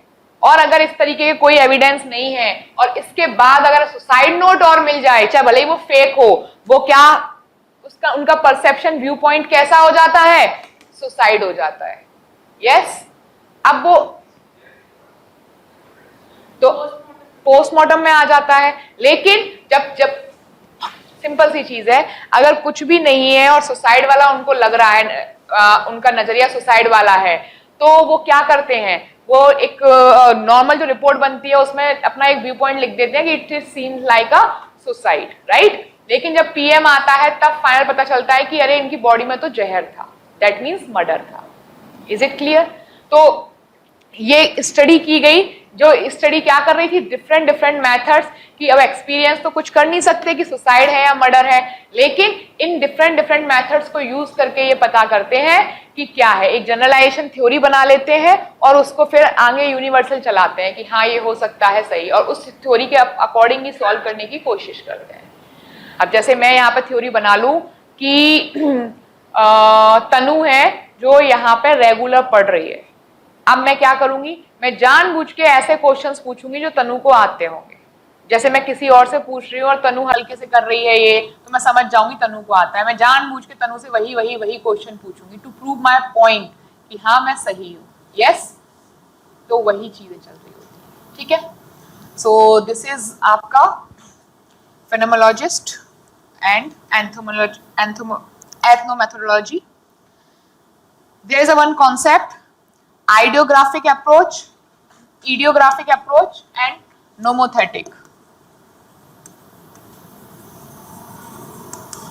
Idiographic approach and nomothetic approach. हाँ, एक मेथड ही है to study the society, to study the society or social life. There are two different approach or method to study the society or social life.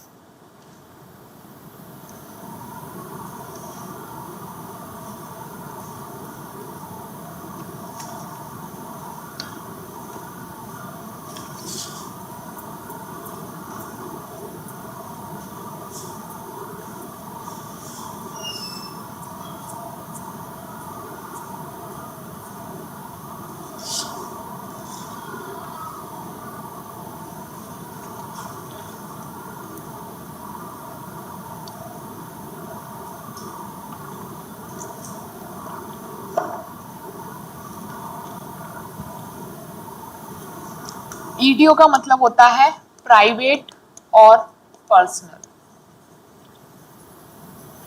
वही नोमो का मतलब होता है loss.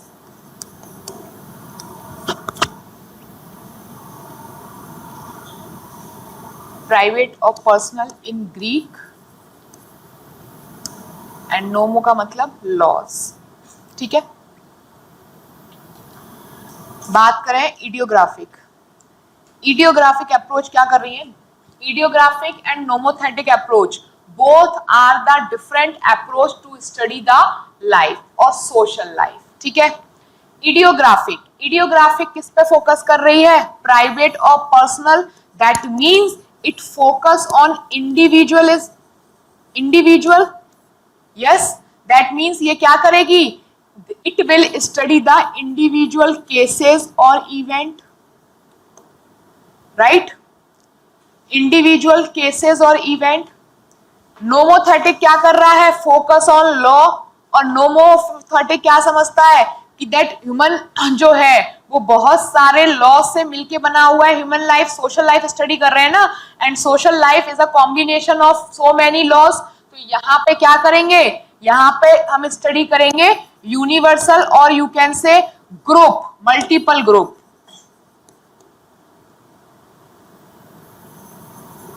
Universal और मल्टीपल। फोकस किस पे करेंगे? लार्ज। यहाँ पे इंडिविजुअल है, दैट मीन्स यहाँ पे माइक्रो स्टडी कर रहे हैं, और यहाँ पे हम मैक्रो स्टडी करेंगे, मेजर स्टडी करेंगे।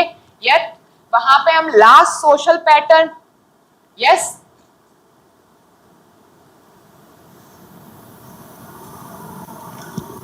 यहां पे हम क्या करेंगे? नोमोथेटिक में वी स्टडी मल्टीपल लॉज और उनको अप्लाई करेंगे इंडिविजुअल पे, राइट। यहां पे हम बहुत सारे लॉ को स्टडी करके फिर उनको अप्लाई करेंगे इंडिविजुअल पे।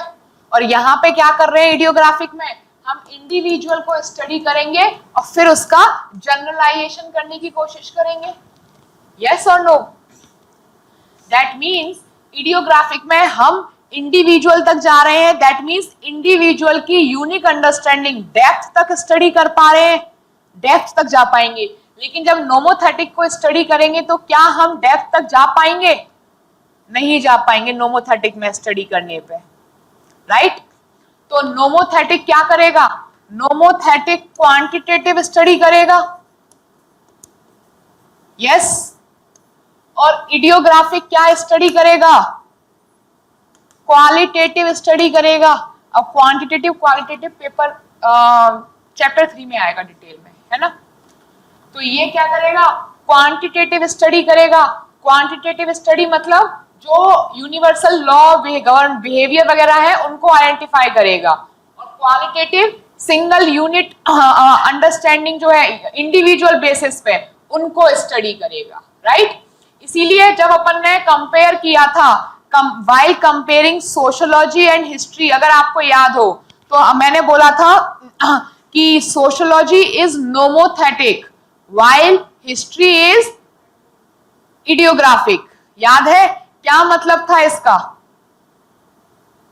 Sociology is nomothetic मतलब sociology study large part of the society. Radcliffe Brown ने बोला था ना ये कि sociology is nomothetic and history is idiographic given by Radcliffe Brown।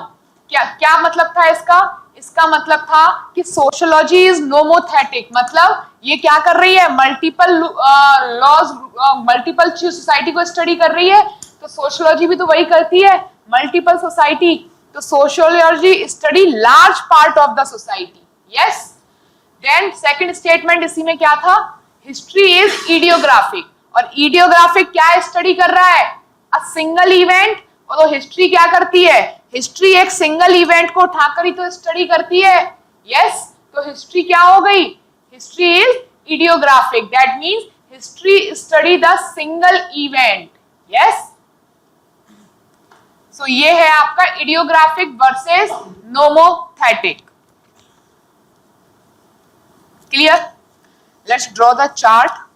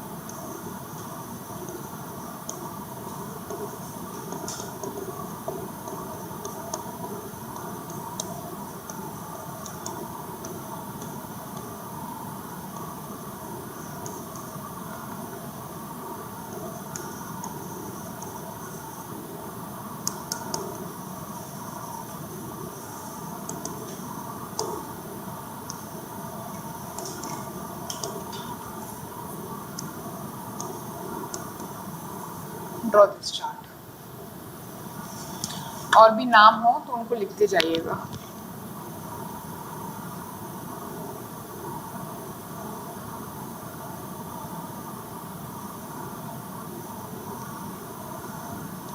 समझो पहले एक बार सोशलॉजिकल अप्रोच, मैं टाइम दूंगी लिखने का, पहले समझो। सोशलॉजिकल अप्रोच दो तरीके की होती है, माइक्रो एंड मैक्रो। माइक्रो में कौन हो गए, नॉन पॉजिटिविस्ट, पॉजिटिविस्ट मतलब साइंस नहीं है, जहां पर साइंस को यूज नहीं कर रहे हैं, subjective in nature. Under this we have studied symbolic interactionism given by Mead, epistemology Harold, phenomenologist Alfred, Vossehan approach we have studied in Weber, and interpretative approach we have studied in Weber। ठीक है, ये सब हो गई non positivist approach. Then बात करें macro. Macro level क्यों बोला है बड़ा लेवल, क्योंकि साइंस के थ्रू हम इसको प्रूव कर पा रहे हैं। Consider as positivist approach. मत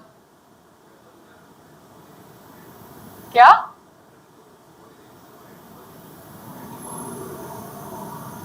कंफ्यूज हो क्या? बेवर साइंस की बात कब कर रहे थे? क्या पहले तो ये कैजुअल बैठना बंद करो क्लास में, बी फॉर्मल क्लास है ये, ठीक है? मैं बहुत देर से नोटिस कर रही हूँ, तो B formal in the class. Second चीज क्या बोल रहे हो, रिपीट करो। बेवर पॉजिटिविज्म की बात करता है? नहीं, और कौन है यहाँ पे जो बात कर रहा है बेवर पॉजिटिविज्म की बात कर रहा है? क्या बात करता है? दोनों बात करता है ना, तो नॉन पॉजिटिविस्ट आ गया ना अप्रोच पे। आगे इसमें और भी पढ़ेंगे हम, जब हम आगे इसका एंटी का वो करेंगे तब पढ़ेंगे। नॉन पॉजिटिविस्ट और एंटी पॉजिटिव सेम ही है ऑलमोस्ट, ठीक है? सेम ही है ऑलमोस्ट, डोंट वरी, ठीक है? तो बेवर किसकी बात कर रहे हैं? नॉन पॉजिटिविस्ट की बात करते हैं। बेवर पॉजिटिविस्ट नहीं है। बेवर बर्सेहन अप्रोच वगैरह जो उन्होंने दी थी ना, ये दोनों की बात कर रहे थे, वो सही है, लेकिन मैंने उनकी अप्रोच स्पेसिफिकली इसीलिए मेंशन की है। क्या बात कर रहे हैं? बर्सेहन अप्रोच जो इनकी थी, क्या थी बर्सेहन अप्रोच? हाँ, तो ये क्या थी? ये पॉजिटिविस्ट पे थी, ये नॉन पॉजिटिविस्ट पे थी, साइंस के ऊपर नहीं थी ये, तो उसकी बात कर रहे थे। Clear? Then positivist approach. Positivist approach क्या किस तरीके की है, जहां साइंस यूज हो रही है, that can be prove scientifically, वो क्या हो गया? Functional. Then structure functionalist, conflict, और हमने एक नया पढ़ा नियो कॉन्फ्लिक्ट। नियो कॉन्फ्लिक्ट के थिंकर हम आगे और देखेंगे कौन कौन से हैं। फंक्शनल में Spencer, Durkheim, Comte, August Comte, Merton, ये सब थे। स्ट्रक्चर फंक्शनलिस्ट में पार्सन्स थे। देन कॉन्फ्लिक्ट में कार्ल मार्क्स पढ़े हैं हमने, और देन नियो कॉन्फ्लिक्ट। ठीक है, बनाओ इसको।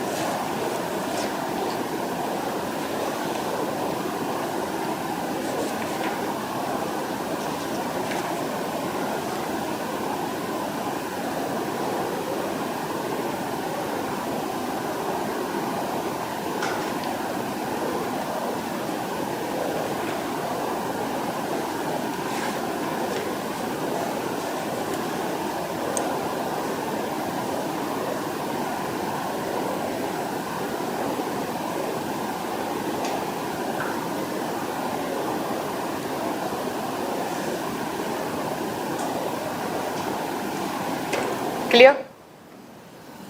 इज इट क्लियर यहां तक? तो यहां पर जो मैंने अभी फर्स्ट स्टार्ट किया था,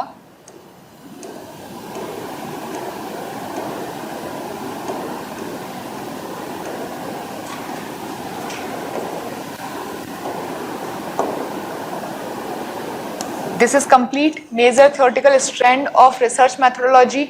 यस, इसके साथ साथ क्या ये complete non positivist? Yes, we have discuss one by one. सारा जितनी भी हमने स्टडी की थी फंक्शनलिस्ट के अलावा जितनी भी स्टडी की थी वो सारी क्या थी? Non positivist. फंक्शनलिस्ट किसमें है? पॉजिटिव अप्रोच में. क्या हमने स्टडी कर लिया? बट यहां पे we need to study the critics. Critics study करने हैं, राइट? पॉजिटिविस्ट हम सोशियोलॉजी के फर्स्ट लेक्चर से स्टडी करते आ रहे हैं. यस और नो? क्लियर है ना? कोई भी कंफ्यूजन या रिपीटेशन चाहिए हो, do let me know frankly. ठीक है, अभी हमने ये स्टडी किया पॉजिटिविस्ट क्या होते हैं. सारे फंक्शनलिस्ट जो हमने अप्रोच पढ़ी थी, that is your positivist. That means basically they are, discuss कर लेते हैं इसको. नॉन पॉजिटिविस्ट तो क्लियर है? ठीक है, so let's start with positivism.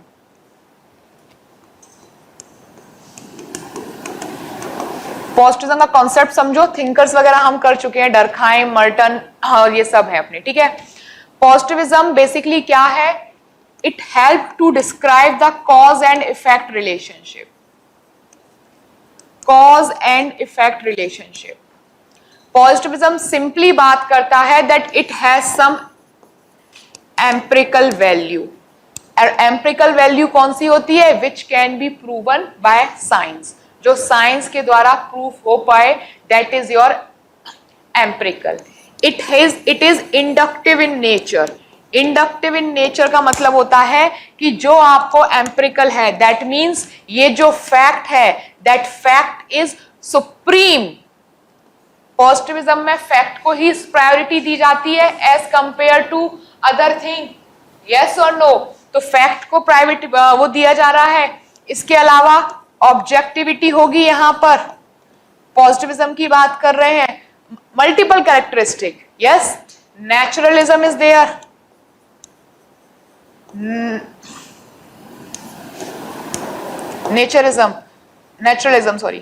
Naturalism is there.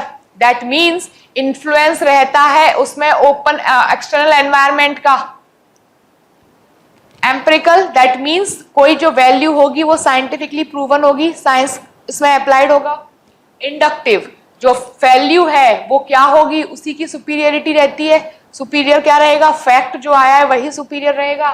Naturalism, that means कि यहाँ पे जो इन्फ्लुएंस है एक्सटर्नल एनवायरमेंट का रहेगा, राइट? तो अपन कह सकते हैं कि हमने पॉजिटिविज्म कैसे बनाया है. We draw positivism with the help of natural science. और उस निकाला कहां से है? सोशियोलॉजी. सोशियोलॉजी से ड्रॉ किया है हमने पॉजिटिविज्म. यस, जैसे कि मैं बात करूं Saint Simon. Saint Simon consider the father of positivism. Saint Simon is consider the father of positivism. Sociology के फादर कौन थे? August Comte. और फादर ऑफ पॉजिटिविज्म कौन है? Saint Simon.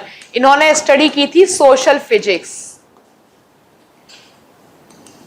इन्होंने स्टडी किया था सोशल फिजिक्स. और सोशल फिजिक्स में इन्होंने क्या किया था? फिजिक्स, साइंस लगाई और सोशल सोसाइटी के जो पर्सपेक्टिव थे वो दोनों को कंबाइन किया. तो सोशल और नेचुरल साइंस और सोशियोलॉजी को मिक्स करके इन्होंने क्या निकाला? सोशल फिजिक्स का इन्वेंशन किया. यस, दैट मीन्स क्या कर रहे थे? साइंटिफिकली प्रूव कर रहे थे. तो पॉजिटिव अप्रोच को अपन कह सकते हैं objective reality. Positivism provide you objective reality. और वाइल्स क्या? सॉरी, नहीं, इसको कहेंगे subjective interpretation of objective reality. कि आपको एक फैक्ट दे दिया, ऑब्जेक्टिव रियलिटी, अब इस फैक्ट को एनालिसिस कर रहे हो तो इसको क्या बना रहे हो? सब्जेक्टिव अंडरस्टैंडिंग बना रहे हो. तो इसको ये कह सकते हो. तो इन शॉर्ट इतना ही समझो कि this positivism provide you a objective reality, a fact based reality और a science based reality. Yes, features of positivism. Similarly August Comte ने भी साइंस के लिए अप्लाई किया था 3 स्टेजेस, डर्कहाइम ने भी साइंस को सुपीरियर माना था, इसके बाद मर्टन भी साइंस की बात कर रहे थे, मार्क्स भी साइंस की बात कर रहे थे। नेक्स्ट, फीचर्स और elements of positivism. Focus first, focus on universal theories and laws, focus on universal theories and law.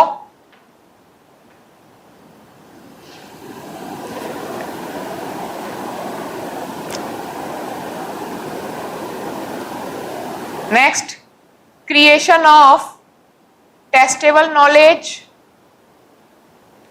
Creation of testable knowledge कि जो भी चीजें आ रही हैं उसका अपन टेस्ट कर सकते हैं, रीटेस्ट कर सकते हैं बार बार, यस, और बार बार रीटेस्ट करने पर सेम वैल्यू आएगी, that means reliability is there, yes. Next, emphasize on objectivity.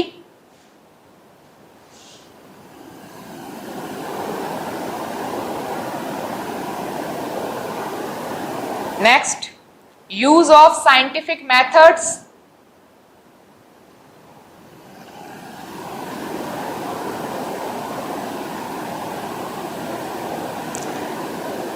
Next, using deductive approach.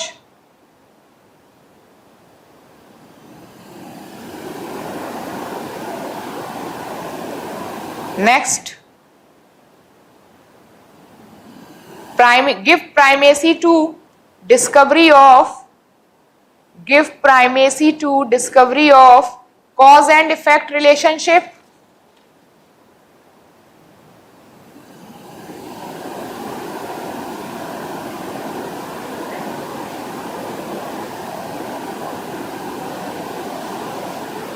Clear? Positivism clear? Critics of positivism.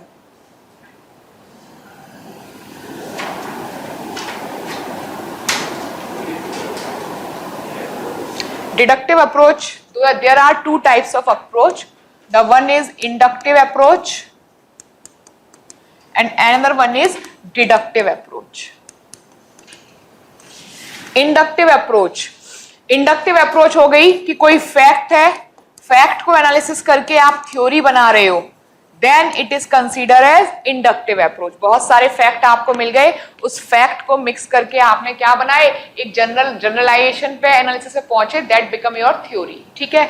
Deductive approach, कोई ऑलरेडी थ्योरी बनी हुई है, राइट, उस थ्योरी को आप प्रूफ करने में लगे हुए हो, या तो हो सकता है प्रूफ हो जाएगी या फिर कोई नई थ्योरी या नया, इस थ्योरी से भी नया फैक्ट और नया डेटा निकल के आ जाएगा, वो आपका हो गया डिडक्टिव अप्रोच।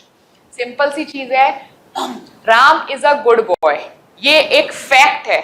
अब इस फैक्ट को एनालिसिस करेंगे तो एक थ्योरी बना लेंगे अपन राम के बारे में, राइट। अब वो थ्योरी को हम यूज कर रहे हैं डिडक्टिव अप्रोच में।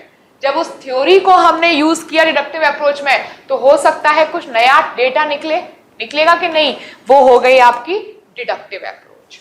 तो डिडक्टिव अप्रोच में हम थ्योरी से डेटा फाइंड कर रहे हैं, नया डेटा, और इंडक्टिव अप्रोच में हम डेटा से नई थ्योरी बना रहे हैं। As simple as that. Is it clear now? Harsh clear हो रहा है? पक्का? बाकी सबको क्लियर हो रहा है? ठीक है। क्या बता रही थी, आगे क्या बताया? क्रिटिक्स, हाँ क्रिटिक्स बात करें, क्रिटिक्स कह रहे हैं कि हम बेसिकली सोशियोलॉजी पढ़ रहे हैं ना, क्रिटिक्स कह रहे हैं कि आप सोशियोलॉजी में क्या यूज कर रहे हो, पॉजिटिविस्ट अप्रोच कैसे कर सकते हो। पॉजिटिविस्ट अप्रोच बात कर रही है फैक्ट फैक्ट फैक्ट फैक्ट, और सोशियोलॉजी क्या है, स्टडी ऑफ सोसाइटी। सोसाइटी को फैक्ट बेसिस पे प्रूफ किया जा सकता है? नहीं। तो ये क्या कह रहे हैं, सोशियोलॉजी को क्या करना पड़ेगा आपको, subjective understanding of objective reality, subjective understanding of objective reality. That means sociology concerned with subjective understanding of objective reality. कि जो ऑब्जेक्टिफिकेशन, जो डेटा आपके पास आ गया है उसको एनालिसिस करो, तब जाके आप सोशियोलॉजी को स्टडी कर पाओगे। सिर्फ अकेली ऑब्जेक्टिव रियलिटी से काम नहीं चलेगा। हमने फीचर्स में पढ़ा था ना, it provide you objective reality, but उससे हम सोशियोलॉजी में डायरेक्ट अप्लाई नहीं कर सकते। So for that purpose we need objective subjective understanding of objective reality, right? अगर आप स्टडी, जैसे डर्कहाइम ने सुसाइड पढ़ा था, डर्कहाइम ने सुसाइड के पीछे स्टडी को क्यों क्रिटिसाइज किया गया?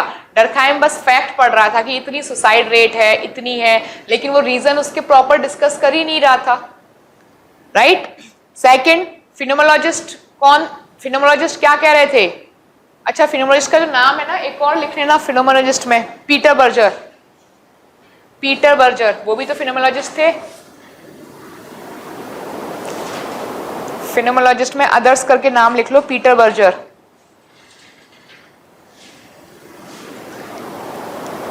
तो पीटर बर्जर कह रहे हैं कि जो फैक्ट है never fall from the sky, आकाश से अपने आप नहीं गिरते, किसी ना किसी कॉन्टेक्स्ट में आते हैं, राइट? और वो कॉन्टेक्स्ट क्या होगा? सब्जेक्टिव होगा 100%।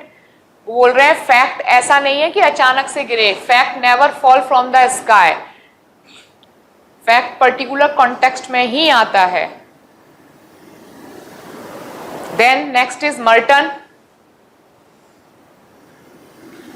कह रहे हैं कि पॉजिटिविस्ट अप्रोच हमेशा बात कर रही है किसकी? यूनिवर्सल। लेकिन मर्टन ये भी कहते हैं कि यूनिवर्सल पे ज्यादा एम्फेसाइज कर रही है, जबकि सोशियोलॉजी में हर चीज यूनिवर्सलिज्म हर टाइम पॉसिबल नहीं है। So it is over emphasize on universalism which is not possible in sociology. It is overemphasized on universalism, which is not possible in sociology.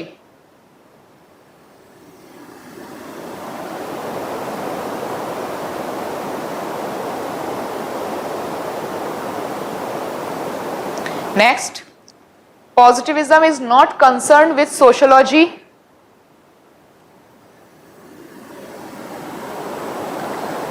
Next, positivism is not concerned with sociology,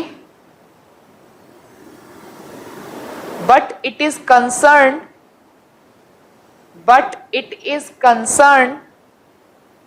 with making science out of sociology. कि positivism है उसको sociology से कोई लेना देना ही नहीं है। Positivism क्या कर रहे हैं? सोशलॉजी से साइंस बनाने की कोशिश कर रहे हैं। देन एथनोमेथोलॉजिस्ट क्या कह रहे हैं? Reality should be study from pupils perspective rather than researcher perspective. Ethnomethodology अभी पढ़ा, क्या कह रहे थे? Reality should be study from pupils perspective rather than researcher perspective.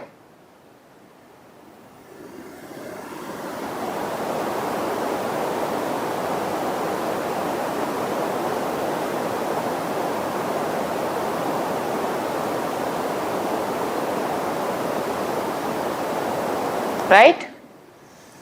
Then ये क्या कर रही है positivist approach? Positivist approach divide कर रही है between the use of inductive and deductive. अब आप देखो, इंडक्टिव का ज्यादा यूज है या डिडक्टिव का, ये बताओ पहले। ज्यादा यूज किसका है? इंडक्टिव और डिडक्टिव? इंडक्टिव का ज्यादा यूज है, डेटा आ गया है, डेटा से थ्योरी बन जाए। अब जो थ्योरी है उसको बार बार क्या प्रूफ, क्या एंटी थ्योरी लेकर आना, ट्राई टू अंडरस्टैंड। डिडक्टिव का ज्यादा यूज है या इंडक्टिव का? इंडक्टिव का ज्यादा यूज है, आपके एनालिसिस करके थ्योरी बना दो, काम खत्म। अब थ्योरी को भी बार बार वो करोगे आप एंटी थ्योरी, तो क्या मतलब निकलेगा? Try to understand. तो ये बोल रहा है कि पॉजिटिव अप्रोच क्या कर रही है? डिडक्टिव पे फोकस कर रही है ना। तो basically positive approach is dividing the balance between the inductive and deductive.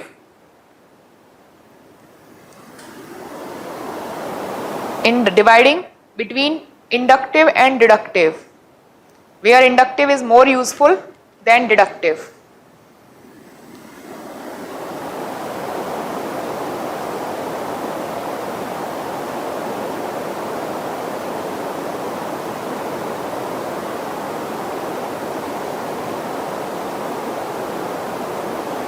Then Anthony Giddens.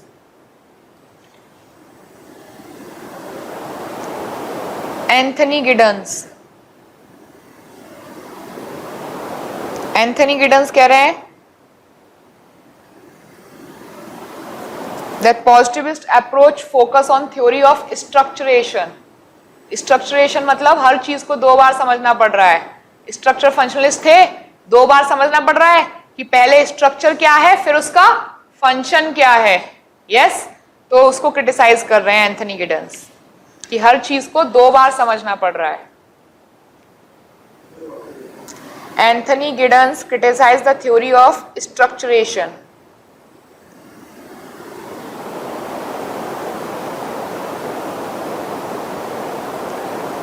Then Habermas. Habermas consider that since human study humans,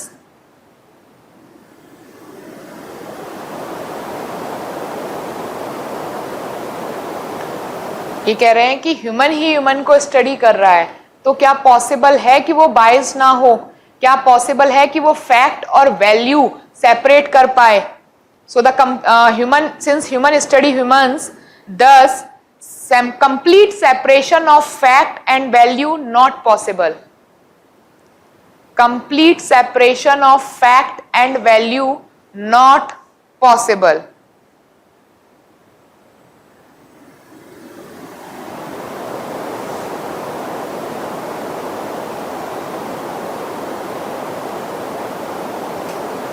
then कह रहे हैं कि positivism, next positivism engaged in objective anarchism.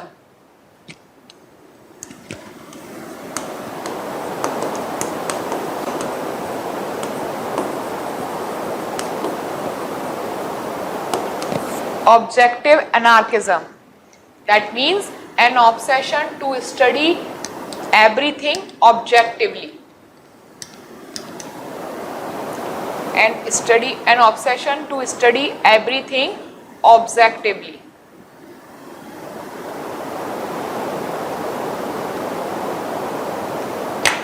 Clear?